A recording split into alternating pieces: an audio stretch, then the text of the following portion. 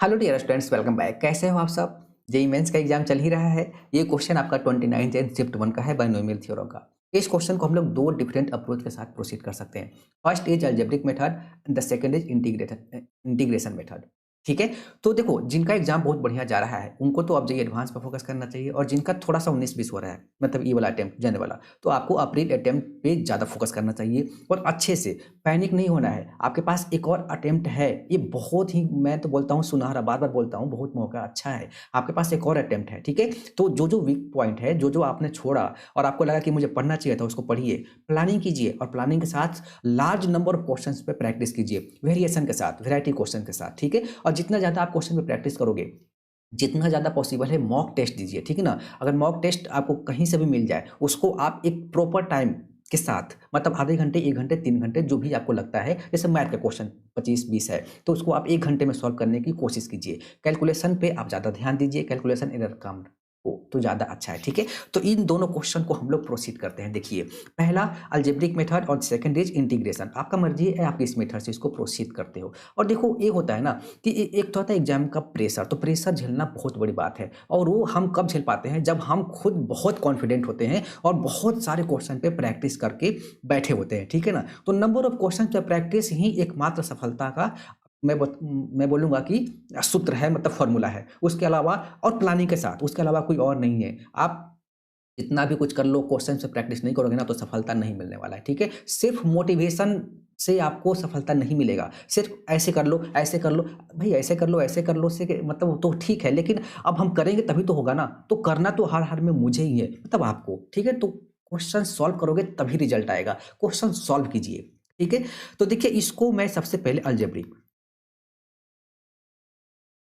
Method, algebraic method, ठीक है। Algebraic method से इसको प्रोसीड करते हैं। Second integration method.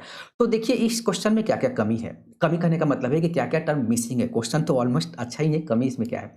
तो देखिए, सबसे पहले NC1 NC2, मेरे पास यहाँ पे जो बाइनोमियल का जो एक्सपेंशन है उसमें n निकल गया। n ये वाला n नहीं, ठीक है ना, इसका जो n होता है, n इक्वल टू कितना है, 11 है, राइट, ठीक है। और 1 है, 2 है, अप टू 9 तक है, मतलब यहाँ पे 3 टर्म भी मिसिंग है। 11C0, 11C10 and 11C11। Last में होता है, लास्ट में हमारा NCN होता है और स्टार्ट होता है NC0 से, ठीक है। तो यहाँ पे 1 से लेकर 9 तक है, तो 0 से लेकर 11, क्योंकि n मेरे पास 11 है, वो मिसिंग है, राइट, ठीक है। और तीसरा 1 2 2 3 दिस, मतलब यहाँ से एक ज़्यादा बढ़कर यहाँ पे है, ठीक है ना, डिनोमिनेटर यहाँ से इससे, ठीक है। ओके, तो हम अब क्या करें, तो देखो, सबसे पहले मैं इसको P मान लेता हूँ, ठीक है। सो P इक्वल टू, अब मैं जो टर्म मिसिंग है उसको लिख कर ही आगे बढ़ता हूँ। यानी कि 11C0 divided by this plus 11C1 divided by this plus dot dot plus 11C9 divided by कितना लिखा हुआ है, दिस, ठीक है। एक टर्म तो मैंने यहाँ पे ऐड कर दिया। एंड दूसरा मैं करूँगा 11C10 divided by this plus 11C11 divided by this. And ये मैंने ऐड किया, एक किया, तो मतलब माइनस भी तो करना पड़ेगा, ठीक है। तो 11C0, 1 लिखने का जरूरत नहीं है, minus 11C this divided by this minus 11C11 divided by this, right, ठीक है। ये लिख लिया हमने, सही लिखा है ना, बिल्कुल। तो अब P इक्वल टू, अब देखो, अब आपको यहाँ से लेकर कहाँ तक, यहाँ तक, ये क्या लिखा हुआ है, ये लिखा हुआ है, इसको मैं सिग्मा में लिख लूँ क्या, समेसन फॉर्म में लिख लूँ, ठीक है, जनरल टर्म में, ठीक है। तो summation R equal to 0 up to 11, क्योंकि मेरे पास n गिवन है, तो मैं 11 ही लिख देता हूँ, ठीक है।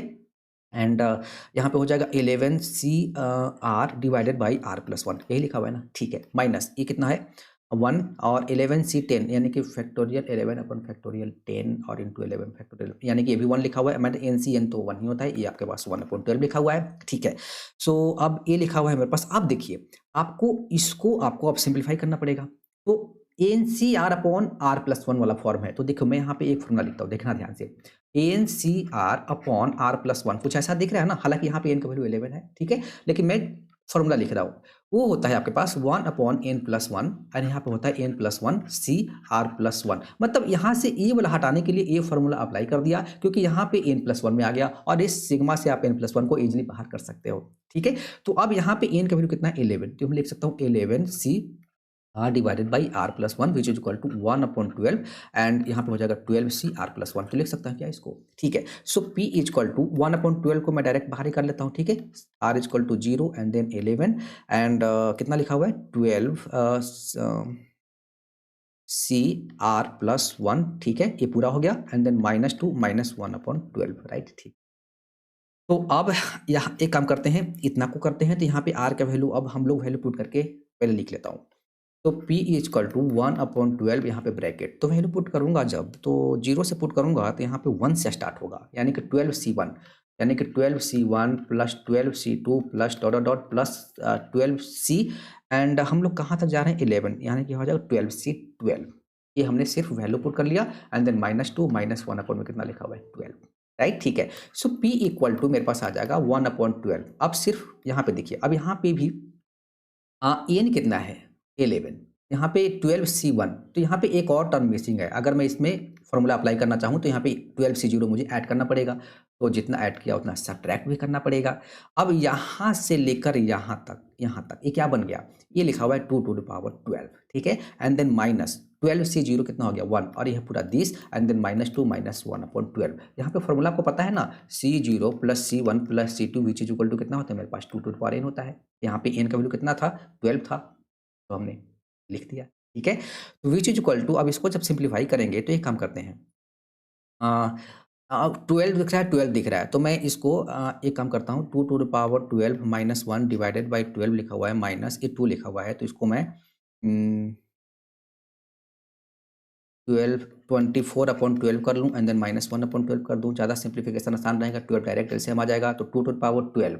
अब 2^5 कितना होता है 32, 2^5 कितना होता है 32, 32 इंटू 32 कितना होता है 1024, और 1024 इंटू 2 स्क्वायर यानी कि 4 कितना हो जाएगा 1024 इंटू 4, 40 और 24, 24 4 96, यानी कि हो जाएगा 4096 -1 -24 एंड देन -1, ठीक है। तो अब इसको जब हम माइनस करेंगे तो एक काम करता हूँ, फटाक से कर लेता हूँ यहाँ पे 4096, एंड इसमें से मुझे 26 माइनस करना है, ये 0 हो जाएगा, ये हो जाएगा मेरे पास कितना 7, एंड 40 दिस, यानी कि 4070 डिवाइडेड बाई दिस। अब 2 से तो गायब ही हो रहा है, 20, एंड ये कितना हो जाएगा 2 3 जा, एंड देन 2 5 जा, यही होगा ना, एंड ये हो जाएगा मेरे पास 6, ठीक है। तो दिस अपॉन दिस आ गया। अब आई थिंक ये अब गायब नहीं होगा, 2 से 3 से नहीं होगा, तो यही लिखा हुआ है आपके पास n अपॉन m, यही p का वैल्यू था n अपॉन m, ठीक है।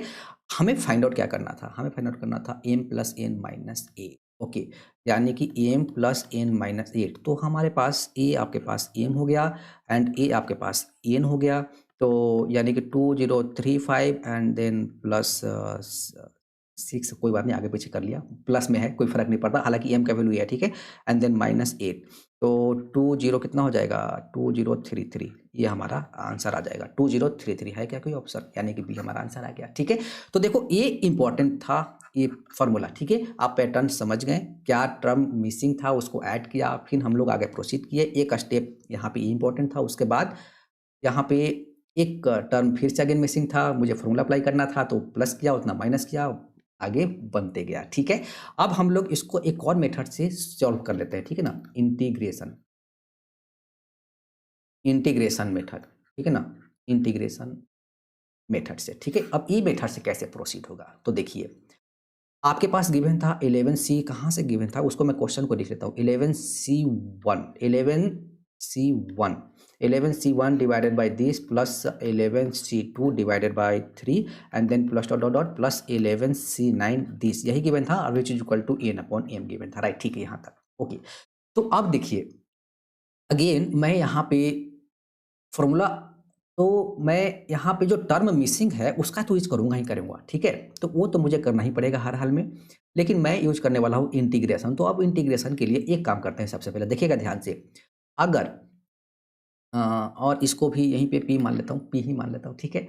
तो आप देखिए c0 plus c1x plus c2x square plus dot dot dot plus cn then x to the power n equal to क्या होता है मेरे पास 1 plus x to the power n, ठीक है। और यह CR स्टैंड NCR होता है, इसमें कंफ्यूज मत करना, ठीक है।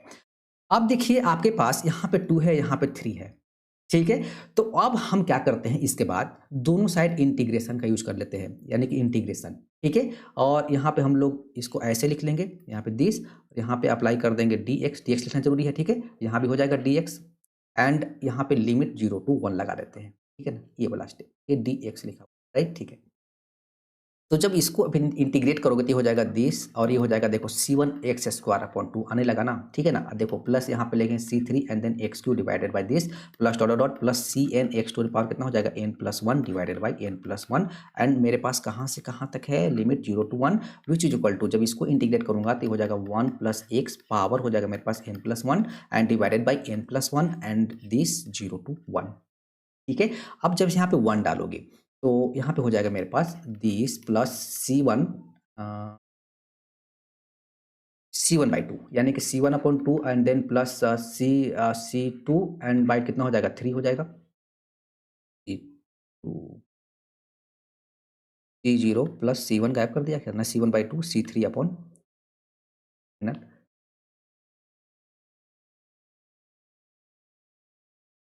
हाँ। अच्छा मैंने सही किया ना c0x प्लस c1x² प्लस यहाँ पे c2 माई मिस्टेक c2 वही सोचो कि c3 कहाँ से लिख दिया मैंने c2 यहाँ पे आ जाएगा c2 ना c2, ठीक है ना। तो यहाँ पे भी आ जाएगा c2 एंड देन दिस, ठीक है, c2 divided by 3 up to so on चलता रहेगा, राइट, ठीक है। यहाँ पे अगर पुट करोगे कितना x की जगह दिस तो cn डिवाइडेड बाई कितना हो जाएगा n+1, ठीक है ना, plus dot dot dot plus cn divided by n+1, right, ठीक है। विच इज इक्वल टू अब देखो वैल्यू पुट कर लिए, यहाँ पे गलती से 3 लिखा गया था। अब यहाँ पे 1 डालेंगे x की जगह, ठीक है, तो ये कितना हो जाएगा 2 to the power n+1 divided by n+1, ये हो जाएगा मेरे पास 2 to the power n+1 divided by n+1, ठीक है, माइनस जब हम लोअर लिमिट पुट करेंगे यहाँ पे 0 तो ये हो जाएगा मेरे पास 1 to the power n+1 upon n+1 यानी कि सिर्फ बचेगा 1 अपॉन n+1, ठीक है। और यहाँ पे मैंने 1 डाला तो वो तो लिखा मैंने, जब 0 डालूंगा तो कंप्लीट ही 0 हो जाएगा, तो मैंने यहाँ पे इधर लिखा ही नहीं, ठीक है ना, सिर्फ इतना ही बचा, राइट, ठीक है। देखो तो ये एक रिजल्ट है, आपको अगर याद है तो डायरेक्ट ही अप्लाई कर सकते हो। अब इसका यूज करके वो कैसे प्रोसीड होगा तो देखिए आपके पास क्या गिवन है 11c1 divided by 2 and then plus 11c2 आपके पास this and then plus dot dot dot plus 11c कितना लिखा हुआ है 9 डिवाइडेड बाई 10, यहाँ तक लिखा हुआ है ना, ठीक है। तो अब यहाँ पे भी देखो, यहाँ पे भी आपके पास 3 टर्म मिसिंग है तो वो वाला ऐड कर लेता हूँ। तो 10